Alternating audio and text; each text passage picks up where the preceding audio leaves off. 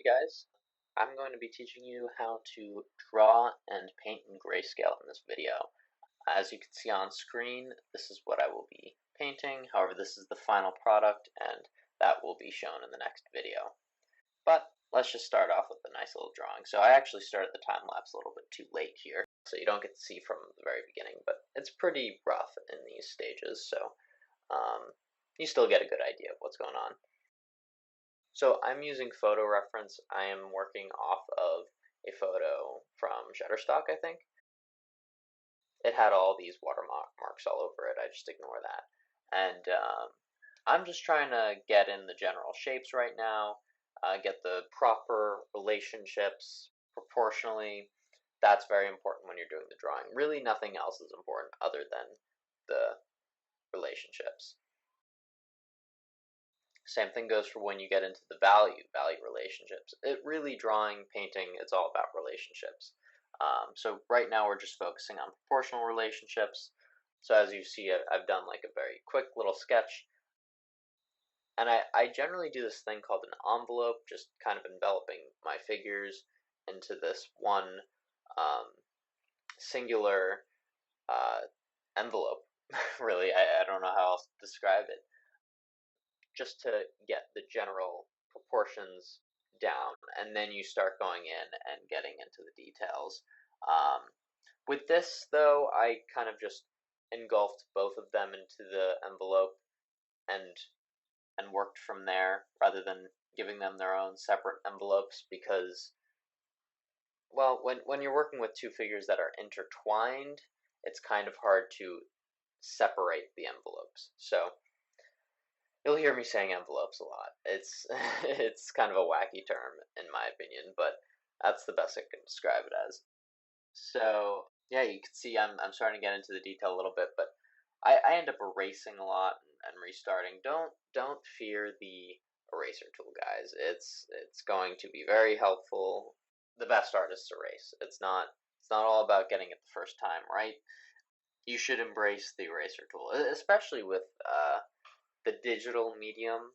As you can see, I'm working on digital, but really you can apply these skills to anything. But if you are working in Photoshop, you have all these amazing tools, and it might be overwhelming at first if you're a beginner. I know I was when I started using Photoshop, but once you start getting the hang of it, it all kind of comes naturally. And I don't know, I've been doing Photoshop for, let's see, 2 years. It's been almost 2 years. And at first it was like, what's going on? I don't understand anything, and I'm still learning. Let's be honest.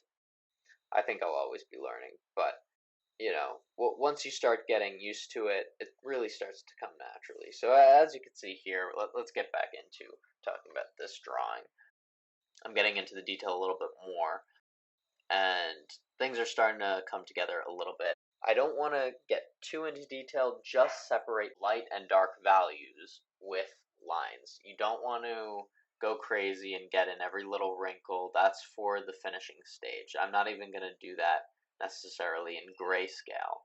So today I won't even be focusing on the minute details. We're going to get pretty detailed, but not super detailed.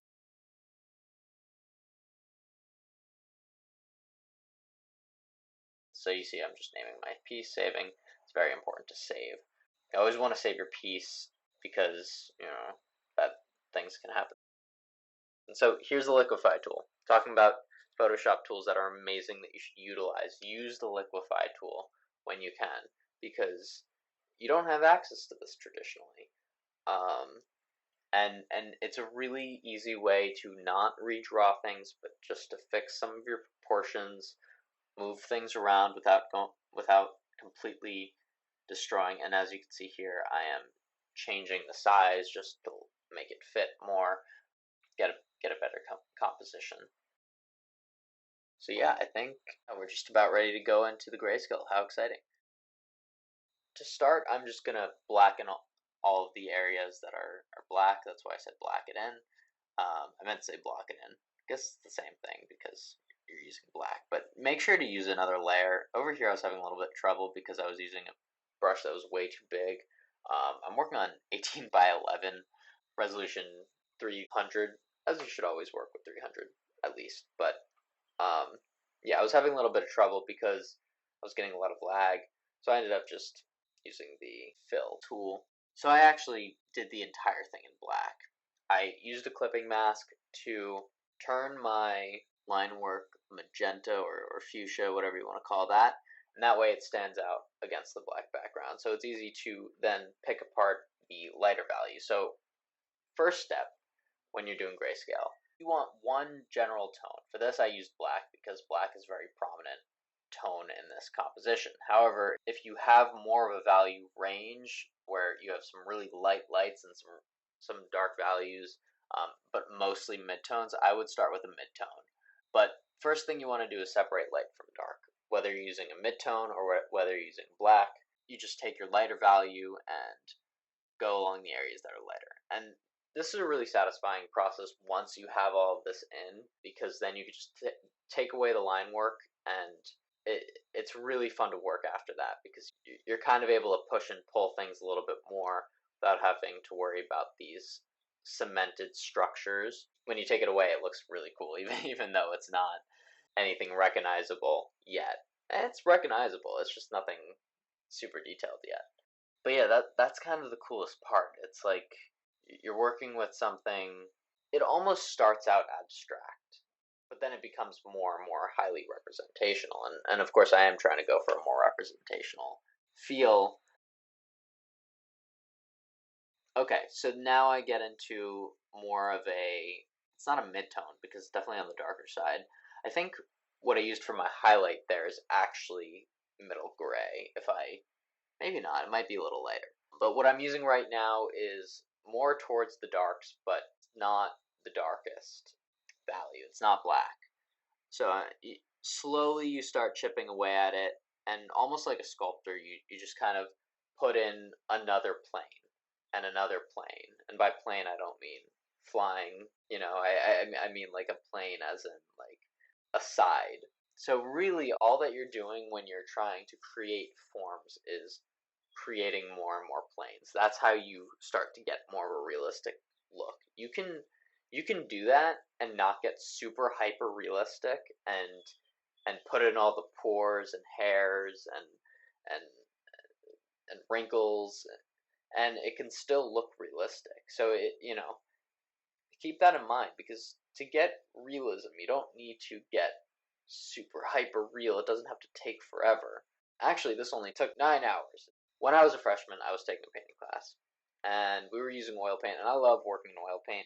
Maybe I'll do some videos in oil paint at some point, but I'm trying to save money, and that's the thing about Photoshop. Once you have the software program, you don't have to pay any more money for any other materials. You just work in Photoshop, and it's great. In oil paint, though, what's amazing is it just feels great, but the thing about it is it takes a long time to do. So, this took me 9 hours, whereas it might take me 4 weeks to do an oil paint. And I couldn't get the same color variations that I could digitally. And my proportions might not be as good because working digitally, you have other tools like Liquify to help you. So here you can see I'm starting to airbrush in a little bit. I like to just block in things until I get to a point where I start having these forms in place. So now I'm not using line work at all. I have enough information that I can extrapolate, and so I use the airbrush.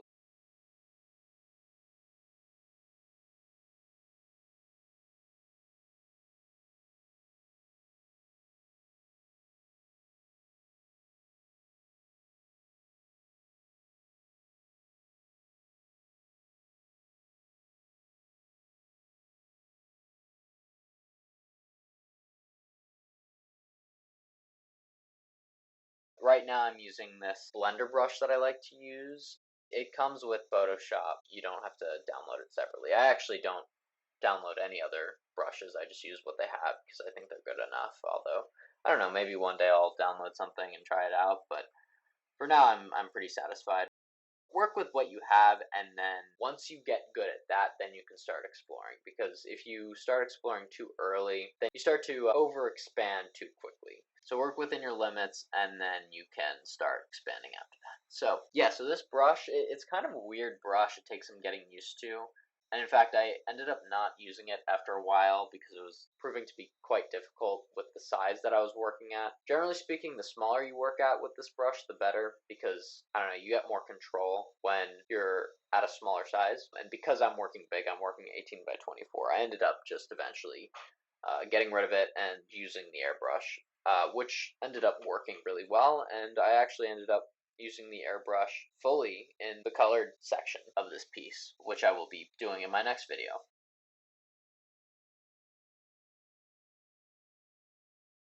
And the airbrush is kind of interesting because when you size it down really, really small, you can actually get quite a hard brush out of it when you're sizing down really small in comparison to a really big piece like this. And then you get kind of these hard edges without them being like too hard that they jut out a little bit too much.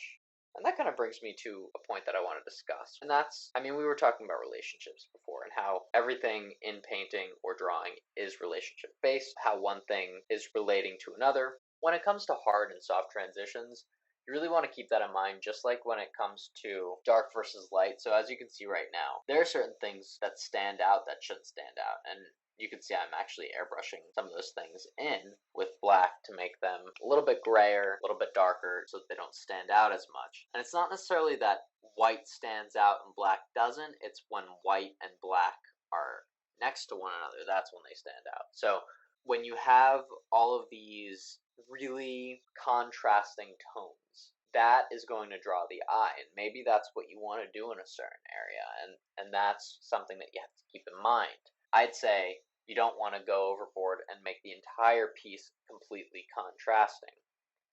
Similarly, you don't want it to all be washed out. So you want a balance where you start pulling the eye towards a certain area that is more contrasting. Now, contrast, of course, comes with soft and hard edges.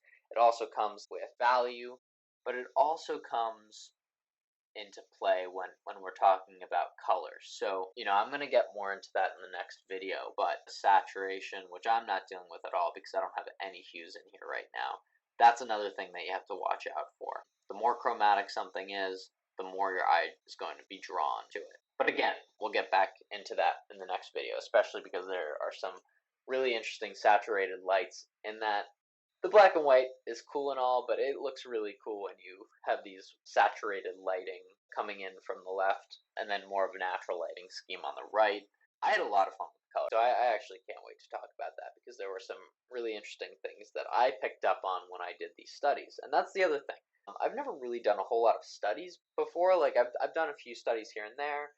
I think as artists, we just kind of end up doing studies without even realizing that they're studies.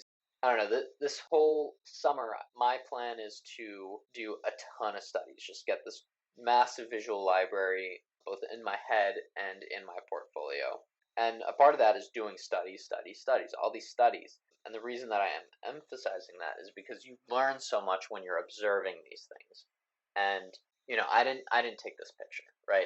This is a picture I found off the internet, so I can't necessarily say like this is. I mean, of course, it's my art. I painted it, and I didn't trace it or anything. But as you can see here, this is living proof. But I didn't come up with the composition. I didn't come up with the lighting scheme. I didn't come up with the models. There's a lot here that isn't my own. The purpose of that is not to make it your own. It's to just observe and understand how things are working. And that's very important because then once you eventually start making things that are your own, then you have a better understanding of how things work. So right now, of course, I'm focusing on the values. So it's all about how the values are working, how forms are being made through these values. And then in the next video, when I talk about color, it's going to be all about how color reacts. And it's very interesting because I noticed some things about the hue shift that I'm really excited to talk about in the next one. So, I'm really plugging the shit out of that video, but really go check that out once it's up, because I think that's going to be a fun one. If not to listen to me talk about it, then at least to watch, hopefully. Um, Hopefully it's somewhat entertaining. Yeah, so as you can see, I'm starting to get even closer and closer to all this. Starting to get more into detail, putting in his jaw a little bit. I get into the hair a little bit, but not too much. I save those details for next time mostly. I kind of overemphasize that highlight on the left side of his neck. I toned it down in the color part. There are also a few inaccuracies in the way that their bodies are formed, and I do address those in the next video. Of course, you guys can't see the photo. I don't honestly, I'm not too familiar with iMovie, and I don't really know how to put that up next to it. But if someone would like to comment and tell me how to do that, that would be great, because maybe I'll do that in the next few videos. But yeah, you can't see the reference photo, but take my word for it, this is not entirely accurate yet. I do address certain issues during the colored portion. And that's the thing. Just because you have the grayscale done, you have these forms in, or maybe it's just the line work, that doesn't mean that you have to be beholden to it. You should always be trying to one up yourself, so to speak. Although the stronger your foundation is to the start, the better you will be later on. However, it's not impossible to come back from it. You can always find a way to get better in that same piece later on. It might be a little more difficult, but it's still possible. And it's even more possible with Photoshop.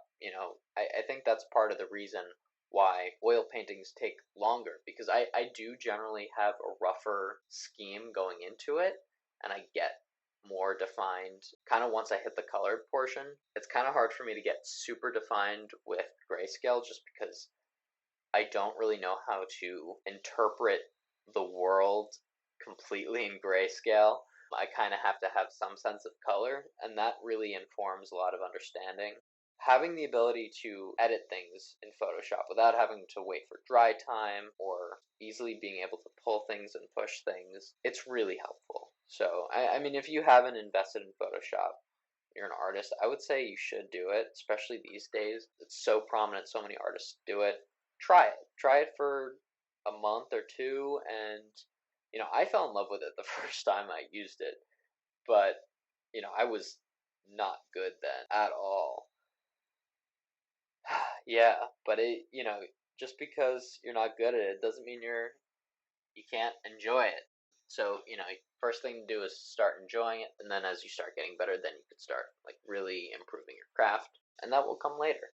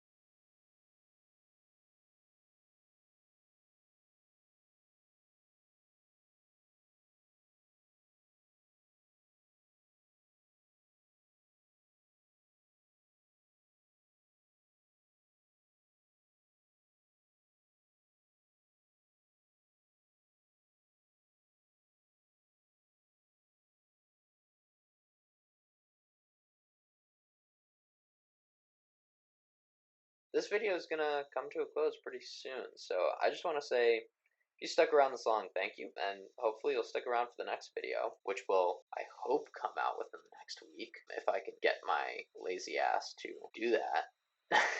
That would be great.